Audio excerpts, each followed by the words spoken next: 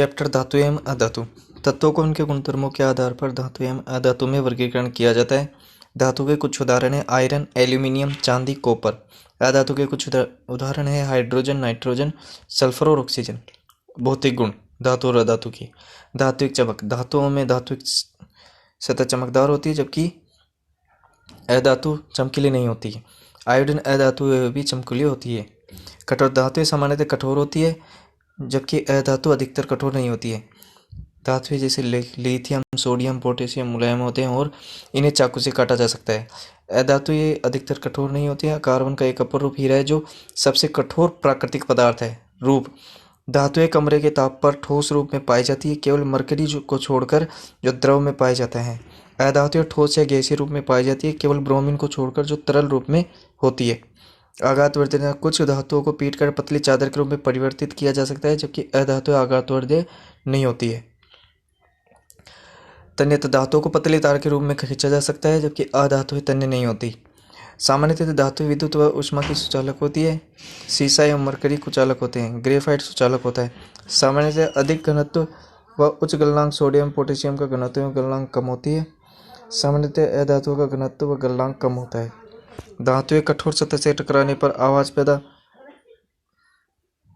करती है। अधातुएं धात्विक नहीं होती। अधिकतर धातुएं क्षारीय ऑक्साइड बनाती है जैसे कि मैग्नीशियम ऑक्साइड। अधातुएं अम्लीय ऑक्साइड बनाती है जैसे कि सल्फर डाइऑक्साइड। धातुओं के रासायनिक गुणधर्म, वायु के साथ अभिक्रिया, धातुएं ऑक्सीजन के साथ अभिक्रिया करके धातु ऑक्साइड बनाती है। उदाहरण के लिए कॉपर प्लस ऑक्सीजन मिलकर कॉपर ऑक्साइड बनाती है।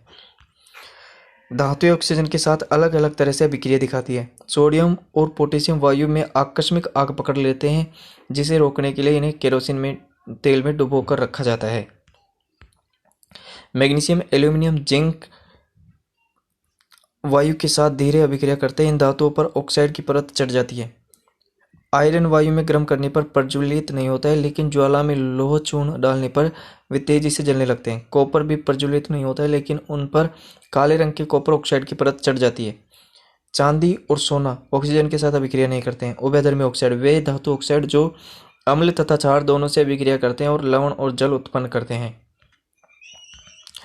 जल के साथ अभिक्रिया, धातु जल के साथ अभिक्रिया करके धातु ऑक्साइड और हाइड्रोजन गैस देते हैं तथा धातु ऑक्साइड फिर जल के साथ अभिक्रिया करके धातु हाइड्रोक्साइड का निर्माण करते हैं।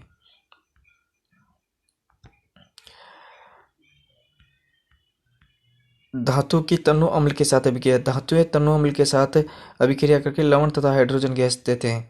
जैसे उदाहरण के लिए फेरस हाइड्रोक्लोरिक अम्ल के साथ फेरस क्लोराइड का निर्माण करते हैं तथा हाइड्रोजन गैस मुक्त होती है। धातुओं की अन्य धातु लवणों के साथ अभिक्रिया, धातु और लवण विलयन धातु अधिक अभिक्रियाशील धातु या अपने कम क्रियाशील धातुओं को उनके यौगिकों के विलयन से विस्थापित करती है। यह धातुओं की सक्रियता श्रेणी पर आधारित है। सक्रियता श्रेणी वह सूची जिसमें धातुओं को क्रियाशीलता के अवरोही क्रम में व्यवस्थित किया जाता है सक्रियता श्रेणी कहलाती है। जैसे सबसे पहले पोटेशियम, सोडियम, कैल्शियम, इनके क्रियाशीलता अधिक होती है और फिर एल्यूमिनियम से घटती है। Zinc, hydrogen, zinc, ferrous, PB, hydrogen, copper, पारा, सोना और चांदी सबसे कम क्रियाशील है। धातुओं की अधातुओं के साथ अभिक्रिया, तत्वों की अभिक्रियाशीलता संयोजकता कोष को पूर्ण करने की प्रवृत्ति के रूप में समझी जा सकती है। धातु के परमाणु अपने संयोजकता कोष से इलेक्ट्रॉन त्याग करते हैं और धनायन बनाते हैं। अधातु के परमाणु संयोजकता कोष में इलेक्ट्रॉन ग्रहण कर ऋणायन बनाते हैं। आयनिक यौगिक, विपरीत आवेशित आयन एक दूसरे को आकर्षित करते हैं तथा मजबूत स्थिर विद्युत बल में बंधकर आयनिक यौगिक बनाते हैं।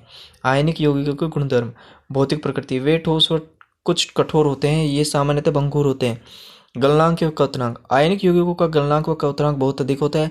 घुलनशीलता, आयनिक यौगिक प्राय जल में घुलनशील व केरोसिन, पेट्रोल जैसे विलायकों में अविलेय होते हैं। विद्युत चालकता, आयनिक यौगिक जलीय विलयन में और गलित रूप में विद्युत का चालन करते हैं। ये ठोस रूप में विद्युत का चालन नहीं करते हैं। धातुओं की प्राप्ति या धात्विकता, खनिज, पृथ्वी में प्राकृतिक रूप से उपस्थित तत्व एवं यौगिकों को खनिज कहते हैं। अयस्क, वे खनिज जिनमें धातु अधिक मात्रा में पाई जाती है और उसे निकालना लाभकारी होता है, उसे अयस्क कहते हैं। सक्रियता श्रेणी में संबंधित धातु कर्म, सबसे अधिक क्रियाशील पोटेशियम, सोडियम, कैल्शियम, मैग्नीशियम और एल्यूमिनियम स्वतंत्र रूप में नहीं मिलती है, विद्युत अपघटन के द्वारा अलग किया जाता है। और मध्यम क्रिया जिंक, फेरस, Pb कॉपर और मरकरी सल्फाइड ऑक्साइड तथा कार्बोनेट के रूप में कार्बन द्वारा अपचयन के द्वारा प्राप्त किया जाता है, जबकि सबसे कम क्रियाशील है सोना और चांदी जो स्वतंत्र रूप से पाई जाती है। धातुओं का निष्कर्षण, एक्स से धातु प्राप्त करना जिसमें अयस्कों का समृद्धीकरण, फिर धातुओं का निष्कर्षण और धातुओं को परिष्करण किया जाता है। मुख्य कुछ परिभाषाएं। गैंग, पृथ्वी से खनित अयस्कों में रेत, मिट्टी आदि जैसी कई अशुद्धियां पाई जाती है जिन्हें गैंग कहा जाता है। भर्जन, सल्फाइड अयस्कों वायु की उपस्थिति में अधिक ताप पर गर्म करने पर यह ऑक्साइड में बदल जाता है, इस प्रक्रिया को भर्जन कहते हैं।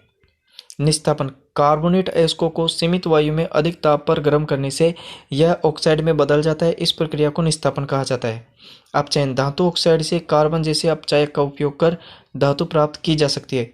धातुओं का परिष्करण, धातु से अपद्रव्य को हटाने के लिए सबसे अधिक उपयोगी विधि विद्युत अपघटनीय परिष्करण है।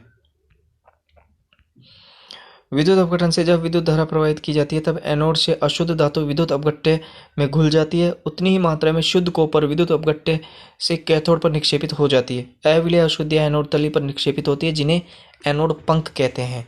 संक्षारण, धातुएं अपने आसपास अम्ल, आर्द्रता एवं वायु आदि के संपर्क में आने पर संक्षारित हो जाती है। सिल्वर, वायु में उपस्थित सल्फर के साथ अभिक्रिया कर सिल्वर सल्फाइड बनाता है जिसके कारण वस्तु काली हो जाती है। कॉपर आंध्र कार्बन डाइऑक्साइड के साथ अभिक्रिया करके हरे रंग का कॉपर कार्बोनेट बनाता है। लोहा, आंध्र वायु में लोहे पर भूरे रंग के पदार्थ की परत चढ़ जाती है जिसे जंग कहते हैं। संक्षारण से सुरक्षा, लोहे को जंग लगने से बचाया जा सकता है। पेंट करके, तेल लगाकर, ग्रीज लगाकर, यशद लेपन करके, क्रोमियम लेपन द्वारा और एनोडीकरण या मिश्र धातु बनाकर। यशद लेपन, लोहे एवं इस्पात को जंग से सुरक्षित रखने के लिए उन पर जस्ते की पतली परत चढ़ाई जाती है जिसे यशद लेपन प्रक्रम कहते हैं। मिश्र धातु दो या दो से अधिक धातु या धातु और अधातु के समांगी मिश्रण होते हैं। लोहा सूक्ष्म मात्रा में कार्बन के मिश्रण के साथ लोहा कठोर और प्रबल हो जाता है। इस्पात लोहा प्लस निकेल और क्रोमियम। पीतल कॉपर और जिंक से बनता है। कांसा कॉपर और टिन से। सोल्डर लेड और टिन से। अमलगम मरकरी और एक अन्य तत्व से मिलकर बना होता है।